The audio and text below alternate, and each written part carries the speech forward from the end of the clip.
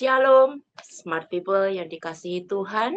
Kita jumpa lagi di dalam sesi yang ketiga, tetap dengan tema besar yang sama, takut tapi tetap dapat dipakai Tuhan. Sebelum kita sama-sama mau belajar akan kebenaran firman Tuhan ini, mari kita awali dengan doa. Bapa di surga, kami bersyukur kepadamu Tuhan, sampai dengan hari ini, saat ini, Engkau memberikan kami semuanya dengan begitu baik adanya.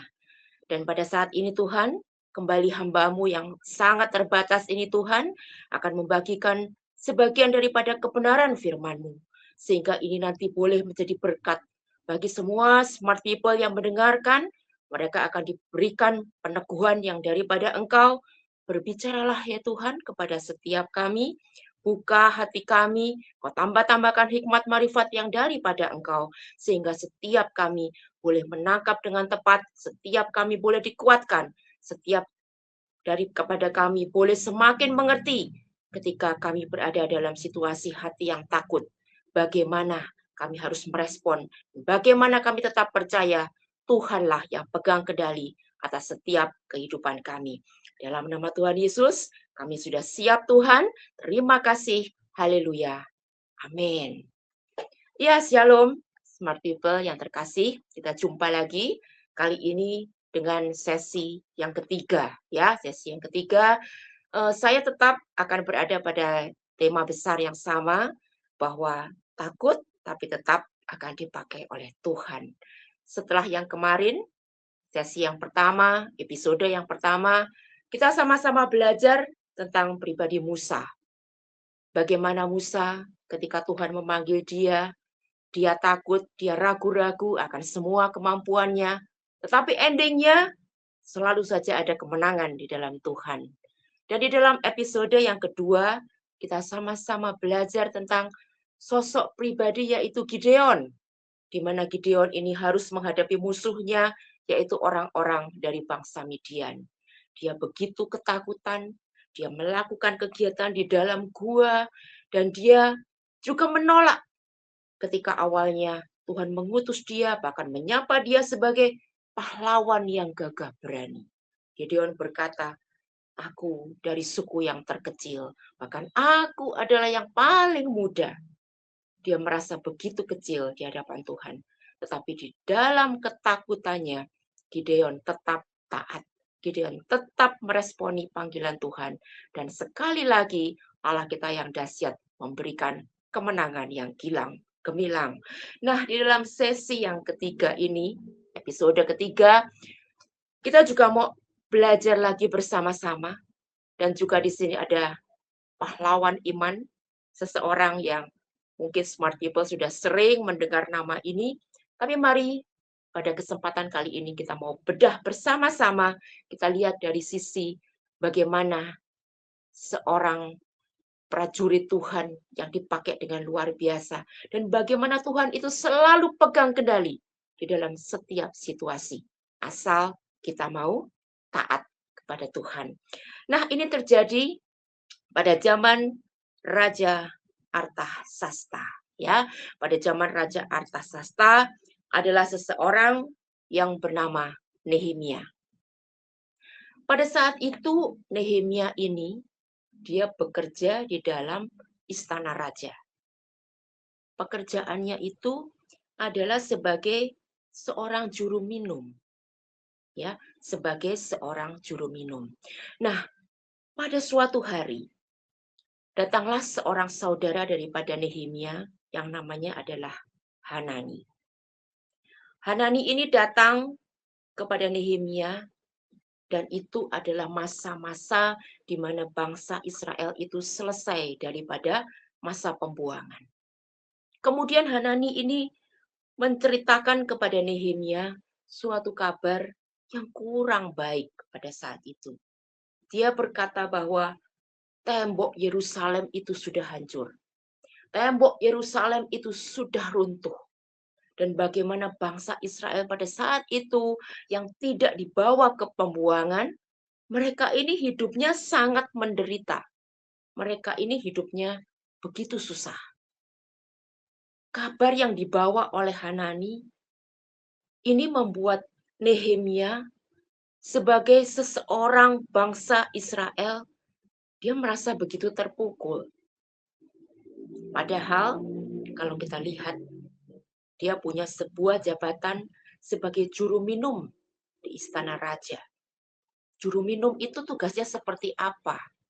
Juru minum itu adalah seseorang yang tugasnya menghidangkan minuman kepada raja.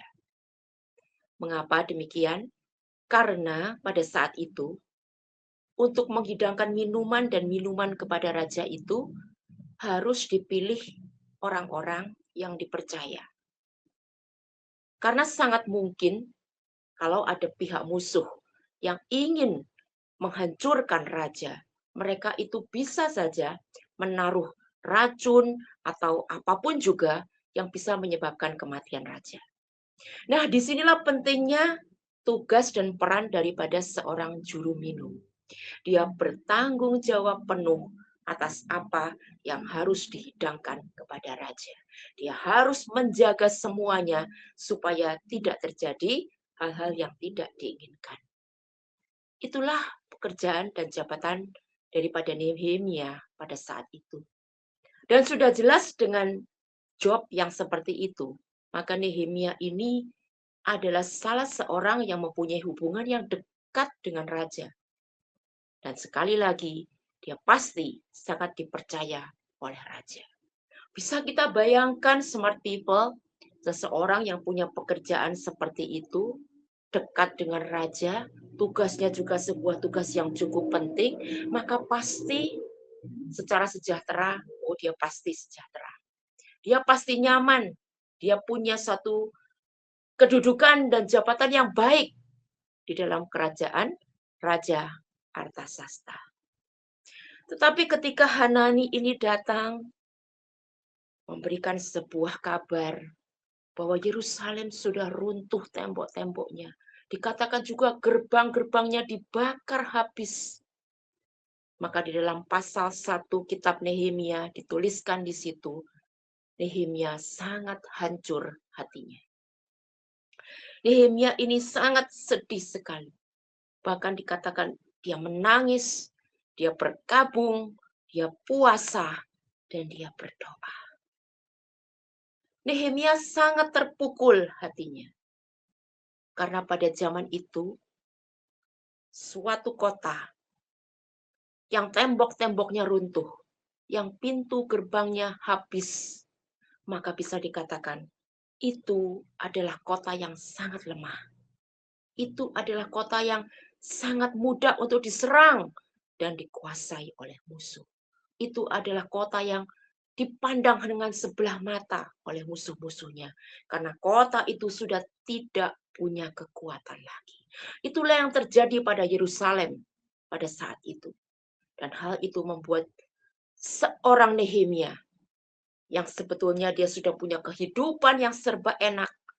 Hari itu dia begitu terpukul sekali dengan berita itu. Ada suatu beban di hatinya. Ada beban di hatinya. Dia merasa dia harus melakukan sesuatu. Smart people yang terkasih. Kita belajar dari sini sebuah poin bahwa ketika orang percaya itu semakin dibawa naik oleh Tuhan, maka dia seharusnya menjadi orang yang semakin peduli dengan orang lain. Dan bukan hanya itu, tapi dia menjadi orang yang semakin peduli, menaruh beban di dalam hatinya untuk pekerjaan-pekerjaan Tuhan.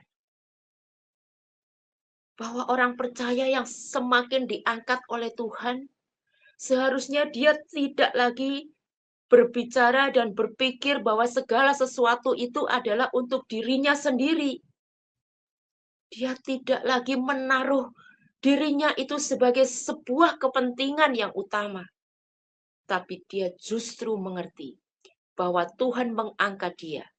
Tuhan memberkati dia. Maka Tuhan juga ingin dia melakukan sesuatu untuk kerajaan sorga. Nah, inilah yang kita bisa belajar dari seorang Nehemia pada saat itu.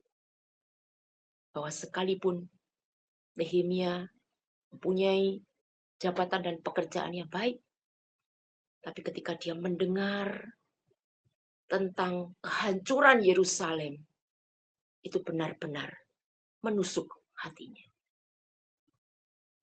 Orang-orang yang seperti ini, ketika dia dibawa naik oleh Tuhan, maka hatinya itu ditaruh bukan lagi kepada egonya sendiri, bukan lagi kepada kepentingan saya, apa yang menyenangkan saya, apa yang menguntungkan saya, tetapi matanya itu tertuju kepada kepentingan-kepentingan Tuhan.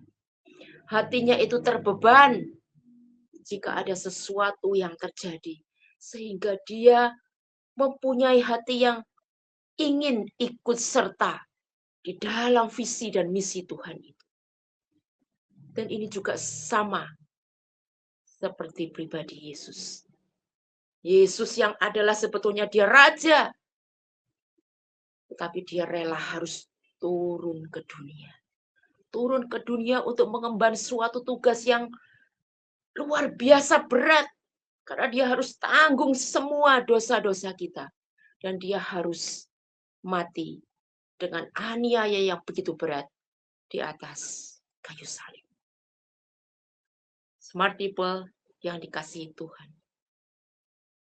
Tetapi ketika visi dan panggilan itu datang kepada setiap kita, sering kali terjadi bahwa kita ini diliputi perasaan takut. Kita ini diliputi dengan perasaan ragu-ragu. Seperti saya pernah katakan dalam episode yang kedua, bahwa rasa takut itu sering kali mengecilkan segala sesuatu. Padahal Tuhan tidak pernah salah di dalam memilih pahlawan-pahlawannya. Tuhan tidak pernah salah di dalam memilih orang-orang yang dia mau pakai untuk visi dan misinya Tuhan. Pada saat itu Gideon berkata, aku ini suku yang terkecil. Aku ini bahkan paling muda. Tetapi disitulah ketika di dalam takutnya itu, Gideon memilih untuk tetap sepakat dengan panggilan Tuhan. Maka ternyata Tuhan itu sanggup melakukan segala sesuatu. Jauh di luar apa yang pernah dipikirkan oleh hamba-hambanya. Jauh di luar apa yang sanggup kita pikirkan. Sehingga nanti kita akan bisa melihat bagaimana Tuhan itu berjalan di dalam setiap proses, step by step, di dalam langkah-langkah itu, untuk menuju kepada satu goal yang menjadi visi Tuhan. Dan di situ ada sebuah proses Tuhan yang ajaib. Dan ada kemenangan yang dahsyat di dalam Tuhan. Nah, kita mau lihat bahwa semua pahlawan-pahlawan iman di dalam Alkitab, ketika mereka mendapatkan visi dan panggilan Tuhan, ada mahkota yang harus mereka lemparkan. Ada ego yang harus dilepaskan. Demikian juga dengan Nehemia. Semua yang enak, semua yang sudah nyaman, semua yang sudah baik, pada hari itu, ketika kabar tentang keruntuhan Yerusalem itu sampai kepada Nehemia, dia mempunyai hati yang terbeban. Dan dia sudah pasti tahu bahwa ketika dia memberanikan diri ambil tugas untuk membangun kembali tembok Yerusalem, maka dia tidak sedang berada pada situasi yang mudah. Ada banyak sekali halangan, ada banyak sekali serangan yang harus dia hadapi. Disinilah kita mau belajar ya, smart people, kita belajar bersama-sama. Di dalam pasal 2, kita akan lihat Nehemia 2 ayat 1 sampai dengan 3. Nehemia 2 ayat 1 sampai dengan 3, demikian bunyi firman Tuhan. Pada bulan Nisan, tahun ke-20 pemerintahan Raja Artasasta. Ketika menjadi tugasku untuk menyediakan anggur, aku mengangkat anggur dan menyampaikannya kepada raja. Karena aku kelihatan sedih, yang memang belum pernah terjadi di hadapan raja, bertanyalah raja kepadaku, "Mengapa mukamu muram? Walaupun engkau tidak sakit, engkau tentu sedih hati."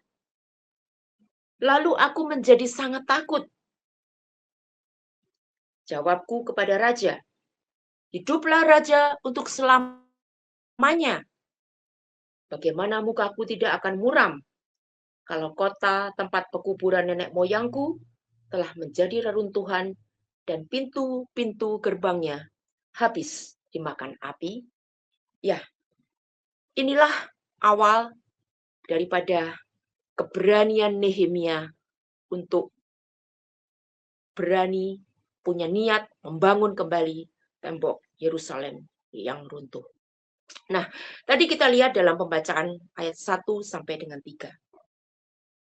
Ketika raja ini melihat Nehemia sebagai orang dekatnya, juru minum yang setiap hari hampir dapat dipastikan pasti akan menghadap raja. Raja ini sudah hafal bagaimana karakter Nehemia, bagaimana mungkin di hari-hari sebelumnya Nehemia kelihatan ceria, kelihatan bersemangat dalam menjalankan tugasnya. Tapi hari itu raja melihat sesuatu yang berbeda. Dan perbedaan ini ternyata sampai membuat raja ini bertanya kepada Nehemia. Raja berkata, "Kenapa hari ini wajahmu muram? Aku tahu engkau tidak sakit." Nah, kemudian Nehemia di sini dikatakan, ketika raja itu bertanya, Nehemia dituliskan, "Dan aku menjadi sangat takut." Smart people, pada saat itu, ketika seseorang itu bekerja di istana raja, maka para pegawai-pegawai raja ini haruslah melakukan dan mempersembahkan segala sesuatu yang terbaik. Jangan sampai apa yang dia lakukan itu bisa mengusik hati raja. Kalau misalkan saja ada sesuatu yang terjadi dan membuat raja ini menjadi terusik, maka segala hal bisa saja terjadi. Segala hukuman bisa saja dijalankan. Itulah yang terjadi. Makanya di sini dikatakan, ketika raja melihat wajahnya Nehemia yang sedih, dan raja bertanya, kemudian dituliskan bahwa Nehemia menjadi sangat takut. Dia takut jangan-jangan raja akan membuat sebuah hukuman untuk dia. Jangan-jangan raja akan marah dan melakukan sesuatu. Nah, tapi di sini, di dalam Nehemia 2 ayat 4 dan 5 selanjutnya, saya akan bacakan. Lalu kata raja kepadaku, "Jadi, apa yang kau inginkan?" Maka aku berdoa kepada Allah semesta langit. Perhatikan baik-baik ayat ini ya. Dikatakan bahwa, maka aku berdoa kepada Allah semesta langit. Kemudian jawabku kepada raja, "Jika raja menganggap baik dan berkenan kepada hambamu ini, utuslah aku ke Yehuda, ke kota pekuburan nenek moyangku, supaya aku membangunnya kembali." Nah, smart people, di dalam ayat 4 ini, raja ini bertanya, "Jadi, apa yang kau inginkan, Nehemia?" Kemudian apa yang dilakukan Nehemia? Saya ini merasa begitu heran ya kepada seorang Nehemia. Saya ini melihat bahwa sosok ini adalah orang yang dapat dipastikan dia punya hubungan yang sangat dekat dengan Tuhan. Ketika raja bertanya pada saat itu, Sebelum Nehemia menjawab, dituliskan bahwa Nehemia berdoa kepada Allah semesta langit. Saya mencoba memvisualisasikan ketika peristiwa itu terjadi. Ketika raja bertanya, tidak mungkin Nehemia membutuhkan waktu yang lama berdoa dulu. Kemudian dia baru menjawab pertanyaan raja. Oh, rajanya bisa marah ya. Tetapi dikatakan kemudian dia berdoa kepada Allah semesta langit. Sekalipun itu suatu peristiwa yang spontan terjadi. Nehemia pada saat itu ingat satu pribadi yang dia percaya. Oleh karena dia menghadap kepada pribadi itu, Tuhan akan tuntun lidah bibirnya, memberikan jawaban yang terbaik. Dan Tuhan pasti tahu apa yang menjadi kerinduan hatinya. Luar biasa ya, pribadi daripada Nehemia ini. Ketika saya membaca ini, saya berkata, Nehemia ini luar biasa. Kita bisa mencontoh, meneladani dari apa yang dikerjakan oleh Nehemia. Jadi ketika ada pertanyaan daripada raja, dia tidak serta-merta langsung menjawab. Tapi dia tentu saja juga tidak bisa berlama-lama untuk menjawab. Karena dia sedang ada di hadapan raja. Tapi dia tahu, di dalam detik-detik sebelum dia menjawab, dia memusatkan pikirannya kepada Tuhan semesta alam, Allah Israel yang dia percayai, Allah yang sudah melakukan perbuatan-perbuatan ajaib, mujizat ajaib. Dia berdoa walaupun itu dalam hitungan detik. Mungkin dia berkata, ya Tuhan, tuntunlah aku untuk menjawab. Supaya ketika jawaban yang aku lontarkan ini nanti boleh menjadi pembuka jalan untuk aku membangun tembok Yerusalem dan menyenangkan hatimu. Hanya beberapa detik saja. Nehemia cuma punya waktu beberapa detik. Tapi dia sempatkan itu. Dia percaya aku tidak boleh menjawab sembarangan. Aku tidak mau salah dalam menjawab. Karena ketika aku salah nanti, jangan-jangan raja tidak merestui. Jangan-jangan raja akan menjadi marah. Dan aku tidak bisa menjalankan visi Tuhan. Ini satu poin yang kita belajar daripada Nehemia. Dan kemudian kita melihat ketika Nehemia memanggil Tuhan, menyerahkan kepada Tuhan untuk menuntun langkahnya, untuk menuntun kata-katanya. Kita lihat di ayat 8b. Nehemia 2 ayat 8b.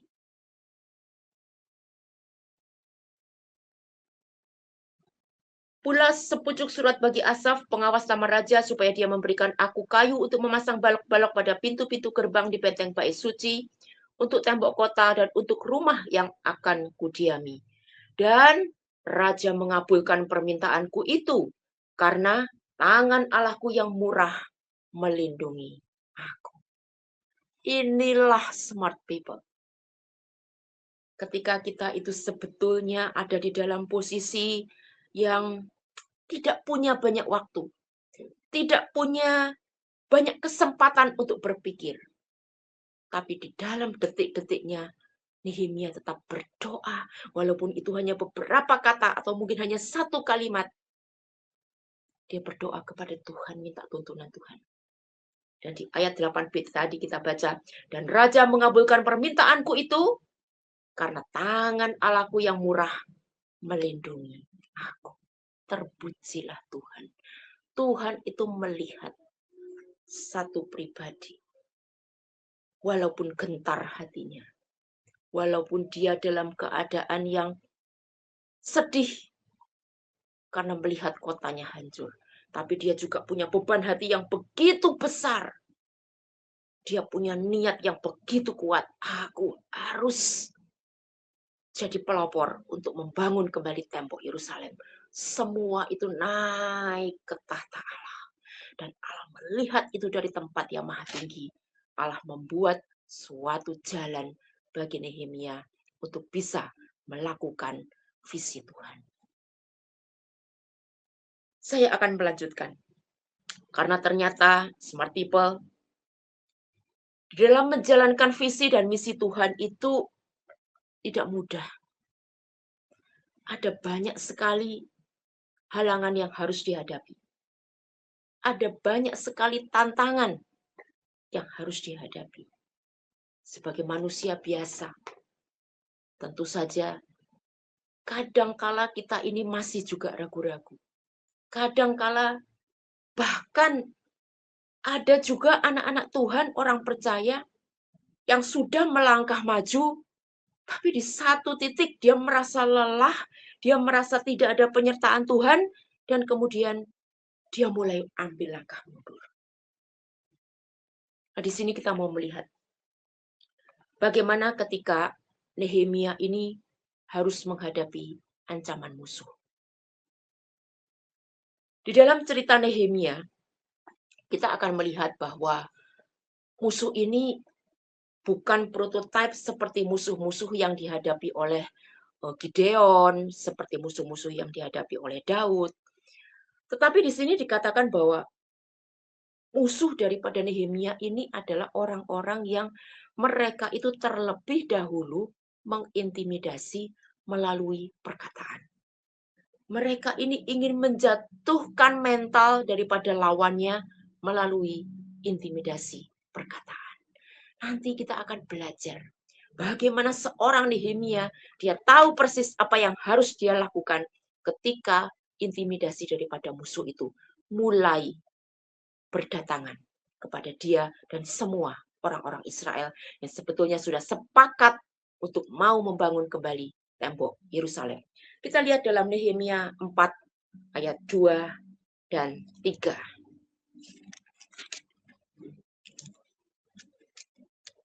Nehemia 4 ayat 2 dan 3. Demikian dikatakan. Dan berkata di hadapan saudara-saudaranya dan tentara Samaria. Ini musuh yang mengatakannya. Apa gerangan yang dilakukan orang-orang Yahudi yang lemah ini? Apakah mereka memperkokoh sesuatu? Apakah mereka hendak membawa persembahan? Apakah mereka akan selesai dalam sehari? Apakah mereka akan menghidupkan kembali batu-batu dari timbunan puing yang sudah terbakar habis seperti ini? Ayat 3. Lalu berkatalah Tobia. Tobia ini adalah musuh Nehemia. Tobia orang Amon itu berkata, sekalipun mereka membangun kembali, kalau seekor anjing hutan meloncat dan menyentuhnya, robohlah tembok batu mereka. Ya, inilah yang dihadapi oleh Israel pada awal-awal mereka mengerjakan pembangunan tembok. Kita melihat bahwa di sini ada dikatakan Tobia, ya, Sanballat dan Tobia, itulah musuh mereka pada saat itu. Dan mereka sangat gusar ketika mengetahui bahwa wah, Israel akan membangun kembali tembok yang sudah mereka runtuhkan. Kemudian mereka ini mulai mencemooh, ya, dikatakan apa yang dilakukan oleh orang-orang yang lemah ini? Apakah mereka akan selesai dalam sehari? Dan kemudian mereka juga berkata, sekalipun mereka membangun, nanti kalau ada anjing hutan meloncat, tembok yang mereka bangun itu pasti akan roboh. Nah, ini adalah sebuah intimidasi. Smart people, ya. Intimidasi. Tidak jarang dalam kehidupan kita sebagai orang percaya. Sekalipun kita itu sudah kenal firman. Tapi ketika ada perkataan-perkataan itu yang didengungkan di telinga kita, ketika ada perkataan daripada orang-orang itu yang ingin menjatuhkan kita, entah mungkin karena mereka ini iri hati, entah karena mereka orang-orang yang tidak suka ketika kita itu diangkat oleh Tuhan, dan masih banyak lagi alasan yang lain. Bisa juga karena orang itu adalah kompetitor kita di dalam bisnis, misalkan. Maka seringkali kita itu dihadapkan pada suara-suara yang masuk di telinga kita. Suara-suara yang niatnya itu adalah menjatuhkan. Suara-suara daripada si jahat yang seringkali ingin membuat kita itu menjadi lemah. Ini bukan hanya suara daripada manusia atau orang-orang yang di sekeliling kita, yang walaupun kita tahu bahwa mereka itu bisa dipakai oleh si jahat untuk menyerang kita melalui perkataan, melalui verbal. Tapi bisa juga itu adalah bisikan-bisikan daripada kuasa si jahat yang mampir di pikiran kita, tapi kita itu nggak sadar.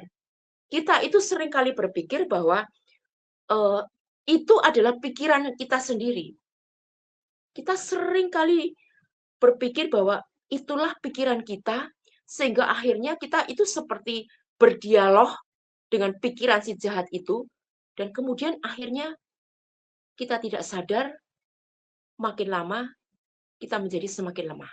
Semakin lama kita seperti meladeni pikiran-pikiran jahat itu, maka kita menjadi semakin lemah dan semakin lemah dan semakin takut.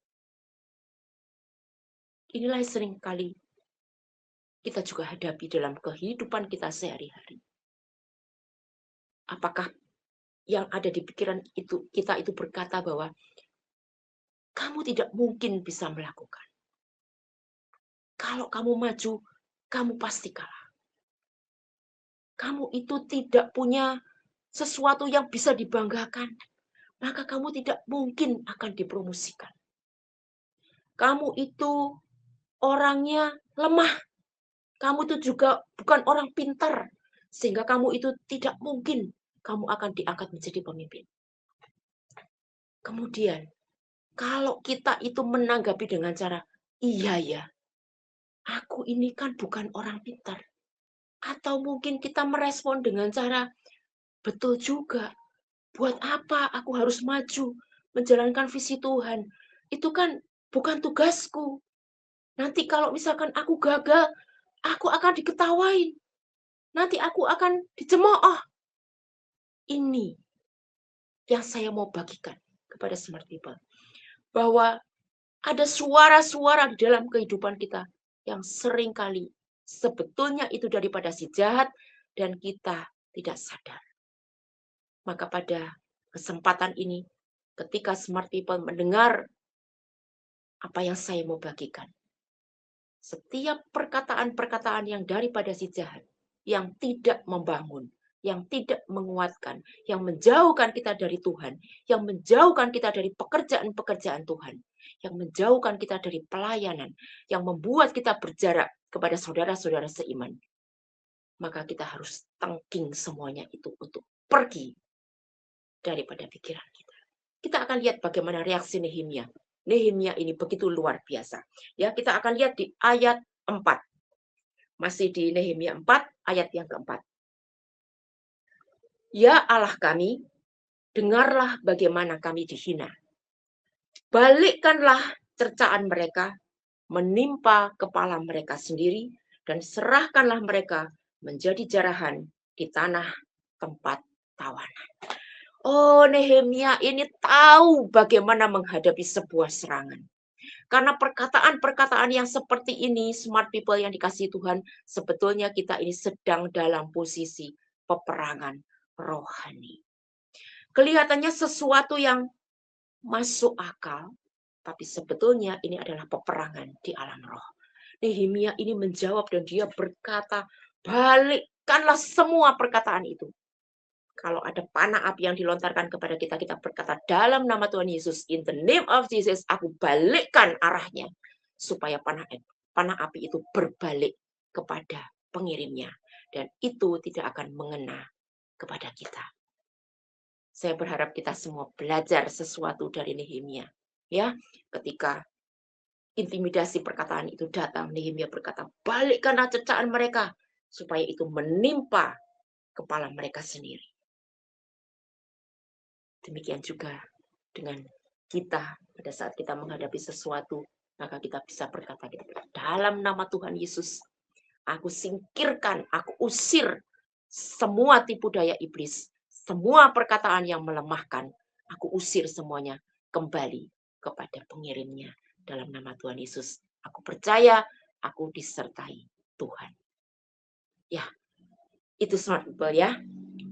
Saya ingin kita semua belajar supaya di dalam proses kehidupan kita, ketika kita dipanggil Tuhan, ketika Dia menjalankan sebuah misi, ataupun ketika kita melakukan aktivitas dalam kehidupan kita, kita tidak sampai dipengaruhi oleh si jahat. Nah, kita juga bisa lihat di ayat yang kelima. Ada sebuah reaksi daripada Nehemia ini yang begitu baik untuk kita bisa belajar bersama. Ayat 5. Jangan kau tutupi kesalahan mereka dan dosa mereka, jangan kau hapus dari hadapanmu, karena mereka menyakiti hatimu dengan sikap mereka terhadap orang-orang yang sedang membangun. Smart people, di sini kita melihat bahwa Nehemia ini dia sangat mengerti bahwa pekerjaan membangun tembok Yerusalem itu bukan keinginannya dia. Itu bukan semata-mata datang dari keinginan manusia. Itu bukan semata-mata keinginan daripada bangsa Israel. Tapi pekerjaan atau sebuah tugas yang Tuhan itu taruh ke dalam hati seseorang. Maka sebetulnya yang ada di dalam pekerjaan itu adalah hati Tuhan sendiri. Ketika saudara dan saya misalkan sedang mengerjakan sebuah tugas pelayanan. Kalau kita punya motivasi hati yang benar, sebetulnya itu bukan kita kerjakan oleh karena motivasi hati kita. Itu bukan kita kerjakan karena kemauan kita sebagai manusia. Tapi kita percaya bahwa ketika kita lakukan hal itu, sebetulnya ada hati Tuhan di dalam pekerjaan itu. Ada hatinya Tuhan di dalam tugas itu. Dan makna yang lebih dalamnya adalah ketika tugas, pelayanan, dan pekerjaan itu adalah hatinya Tuhan, maka siapapun yang berniat untuk menggagalkan, yang berniat untuk mengacaukan, yang berniat untuk mengganggu proses dan jalannya pekerjaan itu, sebetulnya mereka sedang berhadapan dengan Tuhan. Saya harap Bapak Ibu Saudara semua paham ya, smart people yang terkasih. Jadi di sini Nehemia sangat tahu bahwa membangun tembok Yerusalem bukan oleh karena ketika hatinya tersentuh oleh cerita bahwa Yerusalem itu runtuh. Tapi di dalam rohnya, Nehemia itu tahu persis apa yang hendak dia kerjakan. Itu adalah hatinya Tuhan yang ada di sana. Sehingga di ayat 5 ini dia berkata, karena mereka menyakiti hatimu. Dia tidak berkata, karena mereka menyakiti hati bangsa kami. Bukan. Yeremia tidak berkata, karena musuh-musuh itu telah menyakiti hati daripada bangsa Israel. Dengan sikap mereka dan olok-olok cemooh mereka. Tapi Nehemia berkata, karena mereka menyakiti hatinya Tuhan. Kita belajar di sini banyak hal dari apa yang menjadi respon daripada Nehemia ketika dia mengerjakan tugas yang besar ini. Nah, kemudian apa yang dihadapi oleh Nehemia? Musuh tentu saja tidak pernah diam. Musuh tentu saja melakukan sesuatu supaya pekerjaan ini menjadi gagal. Kita lihat di dalam Nehemia 4 ayat 10.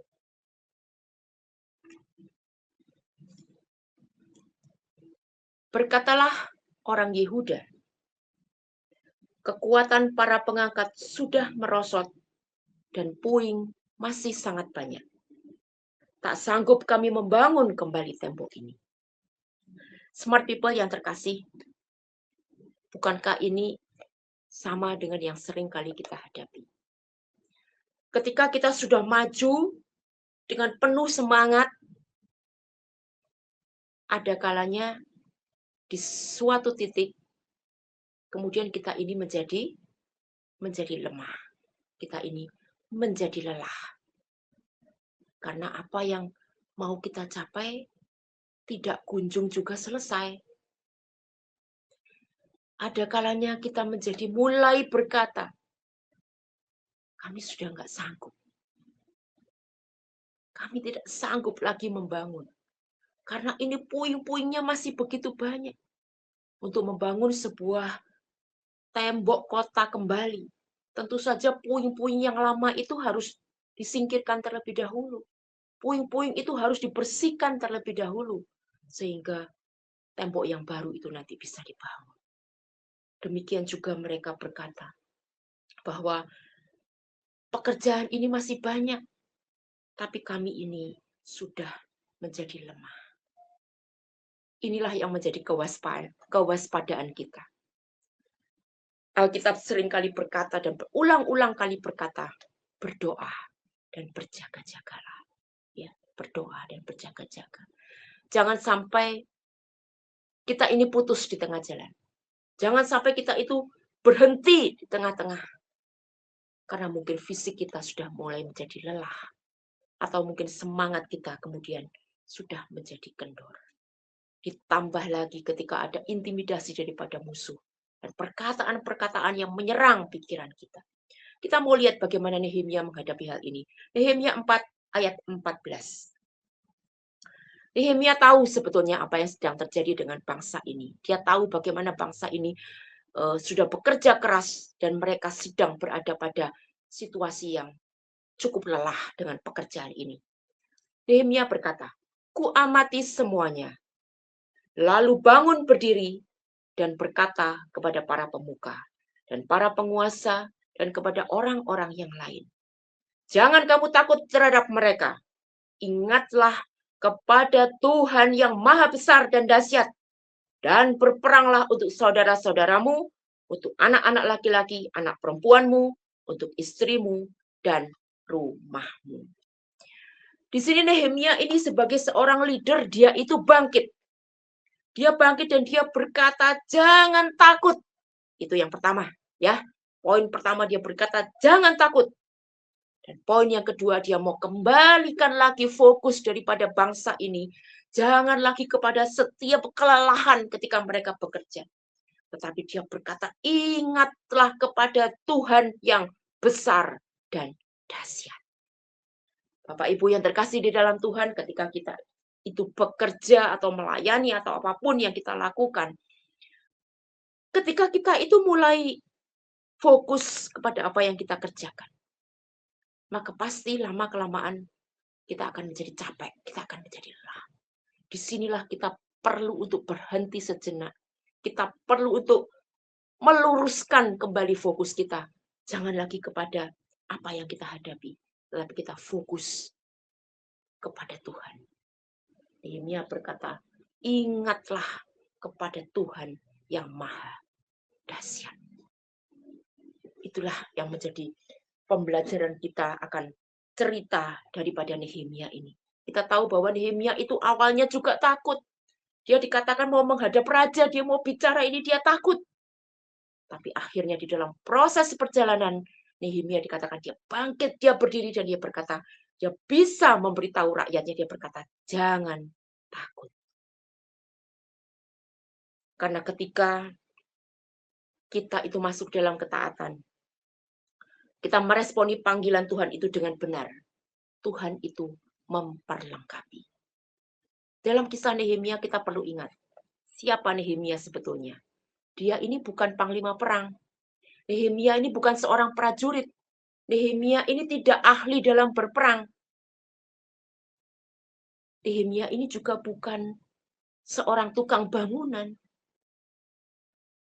Nah, ketika Nehemia menyambut tugas untuk membangun tembok Yerusalem, sebetulnya dia berpikir tidak ya, apakah aku mampu? Nanti ketika ada serangan musuh, apa yang harus aku lakukan? Dia tidak pernah belajar tentang peperangan.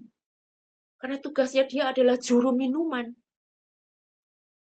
Tapi di sini kita bisa melihat bahwa Tuhan itu sanggup memperlengkapi. Tuhan hanya butuh hati yang mau. Tuhan hanya butuh orang yang, ya Tuhan, aku mau lakukan. Walaupun aku ragu, walaupun aku juga sedikit takut, tapi aku mau lakukan. Dan disitulah Tuhan itu selalu memperlengkapi. Di poin terakhir saya akan mengajak untuk melihat di Nehemia ayat 16 dan 18 ya. Ya, ayat 16 sampai dengan 18. Nehemia 4 ayat 16 sampai 18. Sejak hari itu sebagian daripada anak buahku melakukan pekerjaan, dan sebagian yang lain memegang tombak, perisai dan panah, dan mengenakan baju zirah, sedang para pemimpin berdiri di belakang segenap kaum Yehuda. 17. Yang membangun tembok, orang-orang yang memikul dan mengangkut melakukan pekerjaannya dengan satu tangan, dan dengan tangan yang lain mereka memegang senjata. Ajaib ya. 18. Setiap orang yang membangun bekerja dengan berikatkan pedang pada pinggangnya, dan di sampingku berdiri peniup sangkakala. Disinilah saya melihat bahwa Nehemia ini sekalipun dia itu bukan panglima perang, sekalipun dia itu tidak pernah belajar di akademi militer, tapi ternyata hati dan ketaatan Nehemia ini membuat Tuhan itu akhirnya memperlengkapi Nehemia. Dan ternyata Nehemia bisa punya sebuah strategi perang yang luar biasa. Dia berkata bahwa sekalipun ada serangan, tetapi dia mengutus orang-orangnya untuk bekerja dengan satu tangan dan bawa senjata di tangan yang lain. Luar biasa sekali. Dan kemudian Nehemia juga berkata, di sampingku nanti ada peniup sangkakala, dan dia berkata karena bangsa ini ketika membangun tembok ini, bangsa ini harus tersebar di dalam radius yang cukup jauh ya, sehingga bagaimana caranya ketika misalkan musuh datang, bagaimana caranya dia harus mengumpulkan dan memberitahu orang-orang yang berada di kejauhan itu.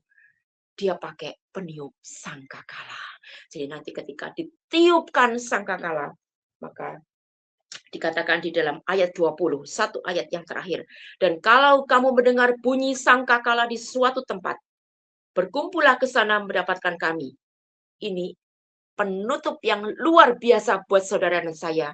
Allah kita akan berperang bagi kita. Nah, seperti tadi saya katakan, Nehemia mendapatkan hikmat bagaimana ketika bangsa ini membangun, kemudian mereka juga harus berada di radius yang cukup jauh. Dan ketika nanti ada serangan musuh, Nehemia berkata, nanti kalau ada suara sangkakala, maka kita semua harus berkumpul. Dan di situ dia bukan berkata, nanti kita akan menghadapi musuh kita, nanti kita akan menyerang mereka. Tetapi Nehemia berkata, dan Allah kita akan berperang bagi kita. Oh, luar biasa Bapak Ibu Saudara ya. Nehemia itu sangat yakin bahwa ketika nanti ada serangan musuh, maka sebetulnya yang berperang itu bukan mereka sendiri, bukan dengan kekuatan mereka sendiri, tapi dia berkata, Tuhan berperang bagi kita. Nah, sebelum saya menutup firman pembelajaran kita untuk kali ini, ada 3 poin yang saya akan mau bagikan kepada smart people. Poin pertama adalah bahwa Tuhan itu sangat menghargai bagaimana ketika kita mengesampingkan rasa takut kita, karena kita lebih mau untuk setia kepada tugas panggilan Allah ya. Tuhan itu sangat menghargai ketika walaupun kita itu takut, tapi takutnya itu kita kesampingkan dan kita berani berkata, ya Tuhan, aku mau. Tuhan sangat menghargai hal itu. Poin yang kedua, sebuah tugas yang terlihat tidak sesuai dengan skill dan kemampuan. Tapi ketika itu datang dari Tuhan, Tuhan tidak pernah salah memilih orang. Karena ketika Tuhan memilih, maka Tuhan akan memperlengkapi dan Tuhan menambahkan hikmat. Seperti Nehemia yang pekerjaannya adalah juru minum, tetapi ketika dia ambil tugas untuk membangun tembok Yerusalem, meskipun dia bukan seorang prajurit, bukan panglima perang, tapi ketika ada musuh datang, dia punya sebuah strategi yang begitu bagus sekali, dan dia juga selalu mengajak bangsanya percaya bahwa sebetulnya di dalam pekerjaan dan peperangan yang mereka lakukan, Tuhanlah yang berperang bagi mereka. Poin yang ketiga, jangan pernah berhenti di tengah jalan. Teruslah melangkah sampai berkemenangan. Ada kalanya kita itu merasa capek dan lelah di tengah jalan, tetapi seperti kita belajar dari Nehemia dan bangsa Israel, mereka tetap melakukannya. Bahkan mereka bisa punya prestasi yang luar biasa. Tembok itu dibangun dalam waktu 52 hari. Itulah kemenangan yang begitu ajaib.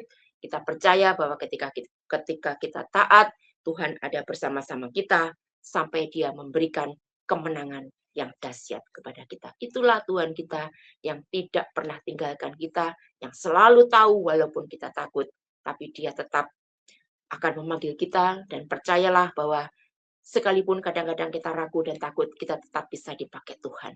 Asal kita mau sepakat untuk menjalankannya. Dalam nama Tuhan Yesus, saya berharap kita semua akan diberkati dan kita akan tutup dengan doa.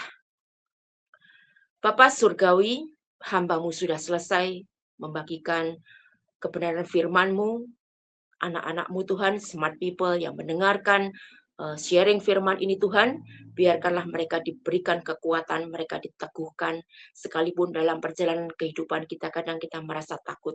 Tapi di sini kita belajar bahwa ketika kita menyerahkan takut itu kepada Tuhan, kita memilih untuk percaya, kita memilih untuk ambil bagian dan bersepakat dengan Tuhan. Tuhan memperlengkapi semuanya dengan cara yang sangat ajaib. Terima kasih ya Tuhan, Engkau akan terus beracara dengan setiap daripada kami, dalam aktivitas kami sehari-hari Engkau ada, Engkau menuntun setiap langkah kami. Terpuji-puji nama-Mu, kekal selamanya. Amin.